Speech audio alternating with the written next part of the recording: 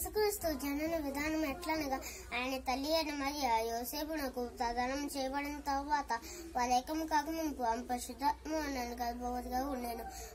ఆమె భర్త యోసేపు నీతిమంతుడిగా ఉండి ఆమె అవమానపరచనక రహస్యముగా ఆమెను విన్నాడు ఉద్దేశించాను. అతడు ఈ సంగతిని గురించి ఆలోచించుకొని ఉండగా ఇదిగో ప్రభుదూత స్వప్నం అందు అతనికి ప్రత్యక్షమై దావీదు కుమారుడైన యోసేపు నీ భార్య అయిన మరియను చేర్చుకుంటకు భయపడకుము. ఆమె గర్భమును ధరించినది, పరిశుద్ధాత్మ వలన కలిగినది. ఆమె యొక్క కుమారుని కనును తన ప్రజలను వారి పాపముల నుండి ఆయనే రక్షించును గనుక ఆయనకు యేసు అని పేరు పెట్టబడదు అనెను. మత్తయి సువార్త 1వ అధ్యాయం 18 నుంచి 20 వచ్చినారు. అయితే కాలం పోయిపోయినాయి దేవుడు తన కావాలని పంపాను. ఆమె నహాలేదు యేసుక్రీస్తు జనవిధానగా ఏంటి మయ్యా యోసేపు నాకు ప్రదానం చేయడం తర్వాత అదే కావు ఆయన పరిశుద్ధాత్మగా ఉండేను. ఆమె హల్లెలూయా. ఇదిగో ప్రభుదూత స్వప్నమందు అతనికి ప్రత్యక్షమై దావీదు కుమారుడైన యోసేపు నీ భార్యను చేర్చుకునేందుకు భయపడకు. ఆమె గర్భము ధరించినది, పరిశుద్ధాత్మ వలన కలిగినది.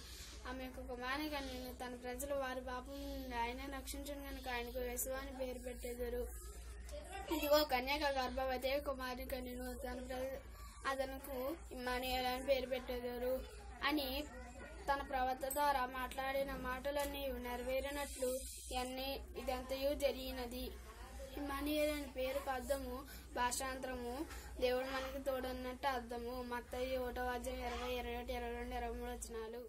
ఇదిగో ప్రభుదూత స్వప్నానంది అతనికి ప్రత్యక్షమై దావీదు కుమారుడైన యోసేపు నీ భార్య అయిన మరియను చేర్చుకున్నటకు భయపడకుము. ఆమె గర్భము ధరించినది, అది పరిశుద్ధాత్మ వలన కలిగినది. ఆమె కుమారుని కనెను తన ప్రజలను వారి పాపము నుండి ఆయన రక్షించును గనుక ఆయనకు యేసు అని పేరు పెట్టెదరనెను.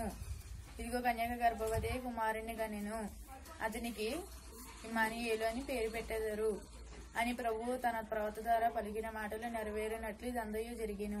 ఇమ్మానుయేలు పేరునకు అర్థము భాషాంతరము దేవుడు మనకు తోడున్నట్లు అర్థము.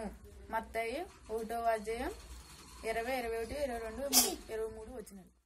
జనవినట్లుగా ఆయన తల్లి అయిన మరియ యోసేపునకు ప్రదానం చేయబడిన తర్వాత వారి ఏకం కాకం శుద్ధాత్మ వలన గర్భవతిగా ఉండును. ఆమె భర్త అయిన యోసేపు నీతిమంతుడిగా ఉండును. ఆమెను అవమానపరచనొల్లక రహస్యముగా విననాడు ఉద్దేశించును.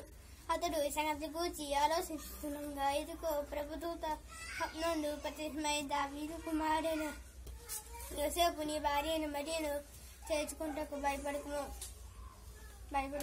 ఆయన గర్భము ధరించినది, పరిశుద్ధాత్మ వలన కలిగినది. ఆమె యొక్క కుమారుని కన్యను తన ప్రజలను వారి పాపం నుండి ఆయన రక్షించును కనుక ఆయనకి యేసు అని పేరు పెట్టేది. రెఫరెన్స్ మత్తయి 1వ అధ్యాయం 18, 19, 20, 21.